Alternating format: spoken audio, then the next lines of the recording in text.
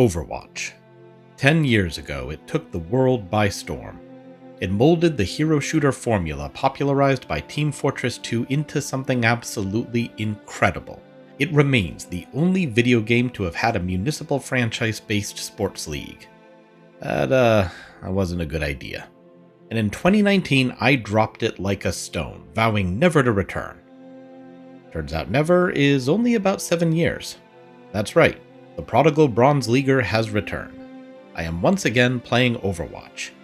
I've forgiven some of its sins, I am studiously overlooking others, and I am summoning Bob at every opportunity. I am doing this because for the first time in so long, Overwatch feels special again. And now, I'm gonna tell you why. Trigger warnings for Overwatch. No, I will not switch off Wrecking Ball. Stop asking. 1. Capture. It's not always easy to judge popularity. Since I'm mainly an indie game enthusiast, viewers of my channel might not be familiar with the game. Basically, it's Team Fortress 2, but instead of swappable gear on 9 distinct classes, they have 50 different heroes each with non-swappable abilities. We will not be getting into which is better because, core structure aside, they are very different games and neither really scratches the other's itch. Suffice to say, in 2016 the online multiplayer scene was subsumed by Overwatch. It was a multiplayer dream, especially for me. What Overwatch achieved is to my mind incredible. The abilities shown off in the trailers were so off the wall and emergently complex that I wasn't sure they could really pull it off. Or the fool me for doubting Blizzard's development skills. And I was hooked into it hard, thought I was locked in for life. And then I wasn't anymore. For 6 years, I watched as Overwatch went through scandals, controversies, and as much corporate greed as Activision could stuff into their new property. After Marvel rivals started stealing Overwatch's lunch, I was waiting to hear that Reinhardt was finally being sent to a farm upstate, where he can run around with other Reinhardts, swinging their hammers and shouting catchphrase. Instead, Overwatch is fighting back, and they are doing so in a way I didn't expect, going back to what made it great in the first place. So before we talk about what Overwatch is doing right, I should mention why I left. First of all, it wasn't just Overwatch. In 2019, I left behind live service gaming in general. No more League, no more HOTS, no more Team Fortress 2. Goodbye Scout. And I left it behind for 4 reasons. The first was not tied to Overwatch alone. It's that live service games are incredibly powerful time sinks. If you enjoy a sport like basketball or golf, you might understand the delight in heading out to play a game and the drive to keep playing until you've worn yourself out. Live service games are like this. There's no endpoint where you finish the game. Like sports, you're chasing the joy of victory, or even just a well-fought match where you had some personal successes. Unlike traditional sports though, esports require dramatically less energy. Wearing yourself out in a football game or a boxing match is the work of an hour or two. Doing the same in Overwatch could be the process of an entire day, which I was absolutely prone to doing. So that's the first problem. Playing Overwatch just took too much time. I didn't have enough for any other hobbies because I kept wanting to jump back in for another match. The second problem was toxicity, both mine and other players. I've mentioned this in prior videos, but if gaming is tied to your self-esteem, failing at a game hurts that esteem. So whenever I lost a rank or even just SR, I would feel like I had to play again and fight to get it back. I'd get angry if I was left out to die as a tank. There's a role for self-reflection in this where I should have been figuring out what I was doing wrong, but in the heat of the moment, it's hard to keep tabs on what your fellow players are doing and easy to blame them when you realize you were all alone. Speaking of which, the blame game permeates the experience. Eager to explain our failings, players blame their teammates. Eager to avoid being blamed, players will preemptively blame each other. And before you know it, our DPS is spending more time typing than shooting. It got to the point where there was more toxicity than camaraderie, so I didn't even have the social aspect to enjoy. Third was the story. I lay this at the feet of the OWL. Overwatch had a fantastic story. The cinematics, no lie, brought tears to my eyes. Whenever I was feeling down about the game, I'd rewatch We Are Overwatch or Recall and feel just so inspired again. They know their craft.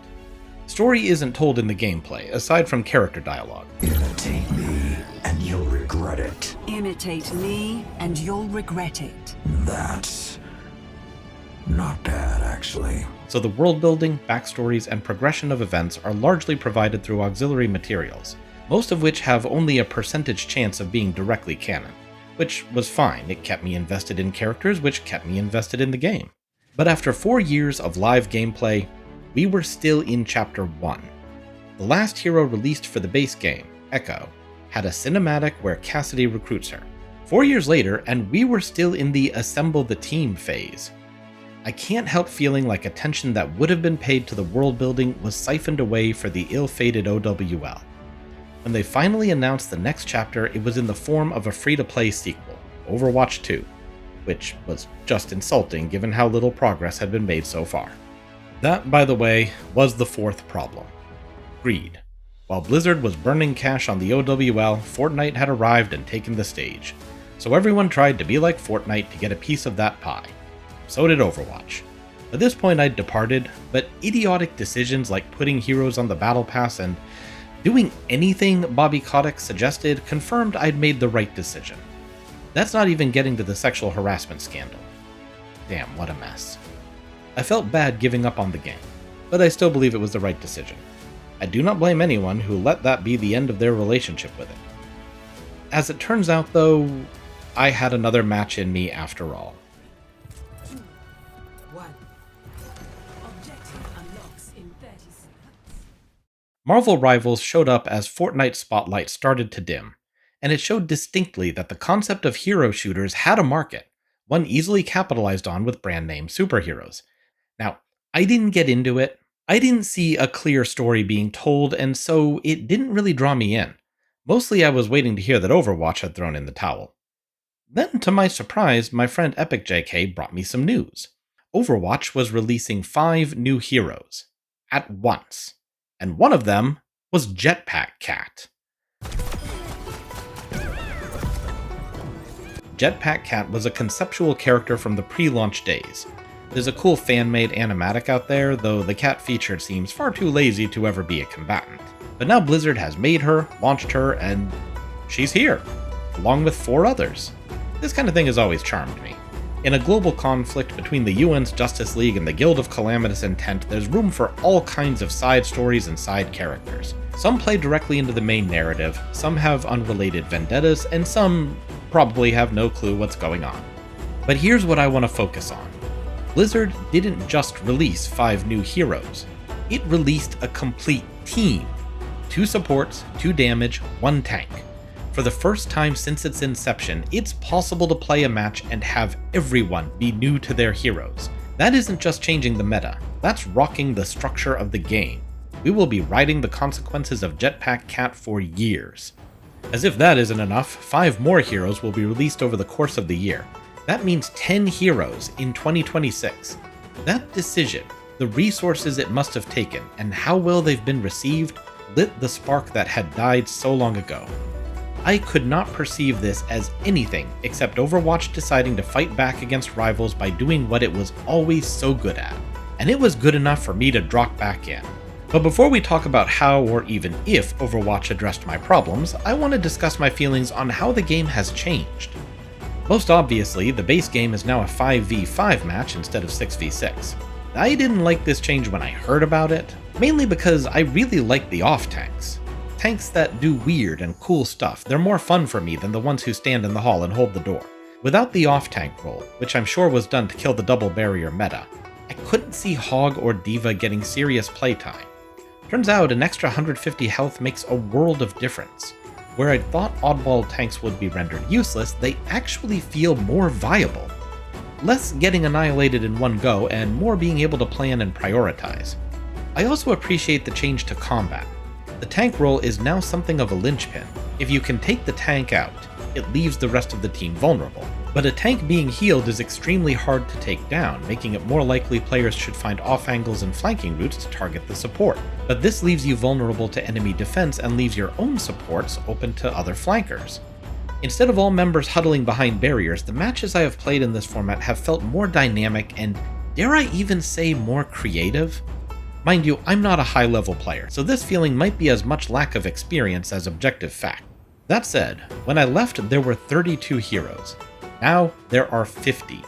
That's a massive pool of abilities, passives, and ultimates to draw from. It astounds me to think even professional players can find the quote-unquote optimal team comp given so many variables now in the mix, which, given that even Torbjorn is seeing some high-level play, might not be the case. I haven't played all of them yet. In fact, I've barely touched the new heroes, mostly out of fear of letting my team down. Reinhardt makes me feel safe. But I love that all these options exist. Whatever your skill level or playstyle, there's bound to be a hero you sync with. More is better in this kind of game. The map situation has also changed. The new modes are... either I don't like them, or it's going to take time to get used to them. Especially Flashpoint. What is this mess? I also find it weird to say that I miss 2CP. That probably sounds crazy, but hear me out. I see the problem with 2CP as structural, not innate. Hybrid maps already have one capture point that the defending team can set up on. Control point is basically the same. I think the problem 2CP faced was possibly inspiration from Team Fortress 2. The defending side was built for defense, without many routes for attackers to take and choke points that were bloody hard to break through. But Blizzard is no stranger to changing maps. I don't see why they couldn't do that here. Bring back updated versions with a more open design and with a more equitable runback from spawns. Why do I want to see this? Well, Volskaya, Kanizaka, and the Temple of Anubis were some of the original maps. They, along with the Horizon Lunar Colony, were storehouses of environmental storytelling and very fun, cool visuals. It's just kind of a shame to me that they're gone from the regular rotation. Perks. Now this is a neat one. For the record, I don't play MOBAs anymore because I don't like the shop feature. It annoys me tremendously to have kills result in currency that can be used to upgrade your character, because that creates a positive feedback loop wherein each kill gets progressively easier if your enemies can't turn the tide early on. By the way, this is probably what will keep me out of Deadlock. Blizzard's perk system gives each character an improvement at regular intervals. Only 2 though, and none of them are as simple as deal more damage. Some are brand new, like sticking turrets to walls. Others are old abilities returning, like freezing enemies solid to line up ahead. Hey, get back here! But in no case do the perks result in an overpowered hero. They're more like positive tweaks. As a side benefit, they provide a cost for counterpicking. If you've reached level 3 with your hero, you might not want to start over with a new one, even if you could use hitscan for Pharah. Counterpicking is of course key to Overwatch's gameplay. The perk system just adds a reason to try and stick it out, making the hero you're playing just a little more valuable. Role passives are an interesting change. I seemed to remember each main role getting a new passive, wasn't sure how to feel about it. Now each role is broken down into sub-roles with their own passives. I can take or leave this feature. I've capitalized on the healing provided to initiator tanks for being airborne, but I've not cared a bit for the fast reload awarded to specialist damage players for making kills. Maybe because I need help before making the kill, not after. That's pretty much all the gameplay changes. Overall, I think I like this Overwatch more than I liked the old one. It feels freer, more dynamic, there are enough options to keep things interesting, but not so many as to feel pointless. But you probably guessed that, because otherwise why would I be making a video about it?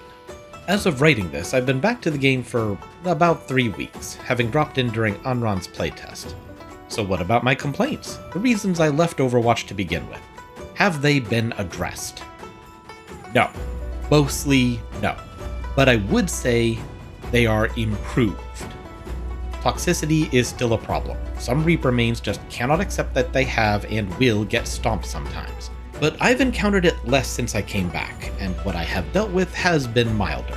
Some of the old camaraderie is back too, and more present now that I have a friend or two to play with. I would say the game's monetization is slightly less greedy. Since Bobby Kotick was dropped to the bottom of the Mariana Trench, I assume, didn't look it up, heroes have been taken off the battle pass and are once again available for all players. Also, loot boxes are earned through just play now, which is nice.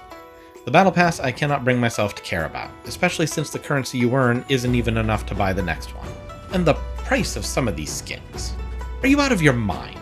No skin is worth more than $10, not even this one. Who is paying this much for something that could vanish the second Activision decides to can the game? And the FOMO is off the charts. I have no problem with the sale of cosmetics in concept, not even collab skins, but this manipulation is gross. It's all the worse because Deep Rock Galactic does it all in a totally above board and respectful way, even if their skins are less visually appealing. Just making the point that Blizzard doesn't have to do this, they are choosing to, and that choice is exploitative of its player base.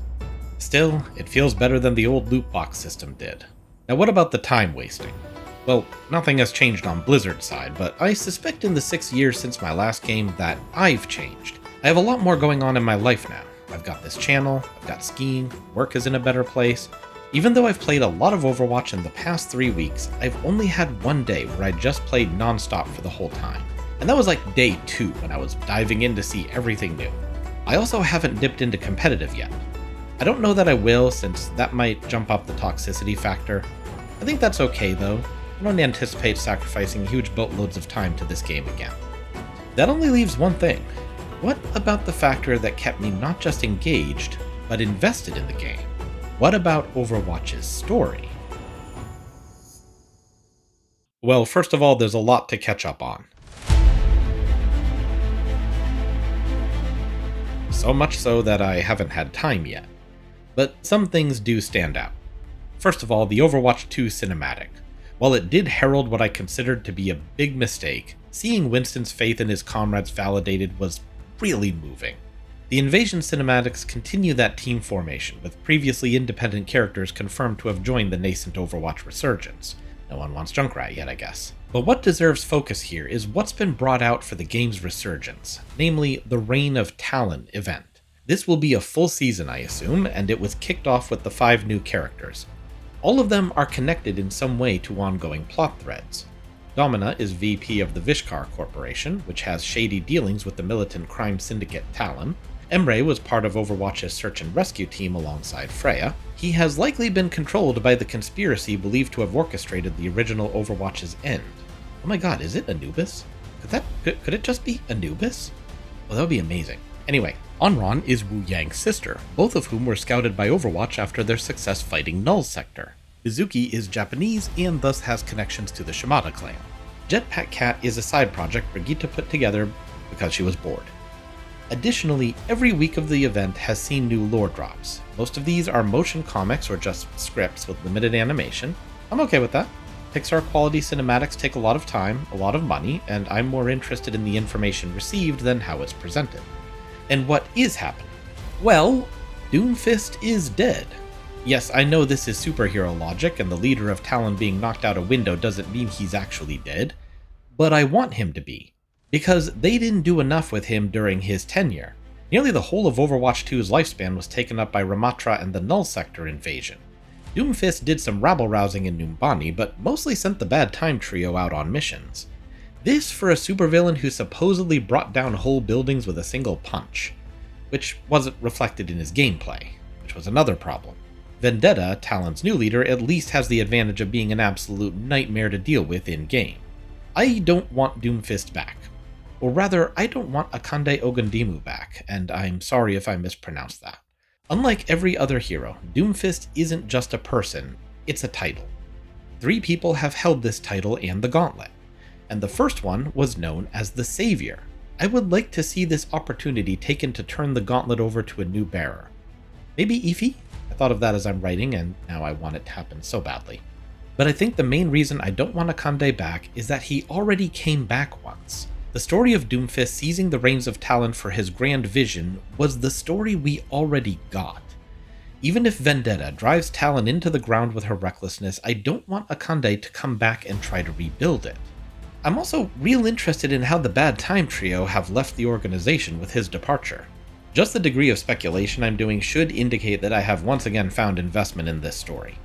In dropping the new characters, Blizzard is opening new threads and strengthening old ones. The presence of both Anran and Wu Yang begs the other colleges of Wuxing to be represented. Domina's arrival suggests Vishkar is upping its game, which could be bad for both Symmetra and Lifeweaver. Izuki adds another player to the Hanzo Kiriko subplot, while continuing to confuse me on whether their abilities are technology-based or magic. Jetpack Cat... It's too early to tell if Overwatch is genuinely back. Can they keep up this pace? Can they deliver quality writing, quality gameplay? Can they be just a little more generous on the cosmetic side of things? This could all go belly up in the next year. I might be wasting my time. But if Overwatch were to have a comeback story, I think the first chapter would read like this. And for now, I'm glad to be back. Hope to see you out there, and thanks for playing.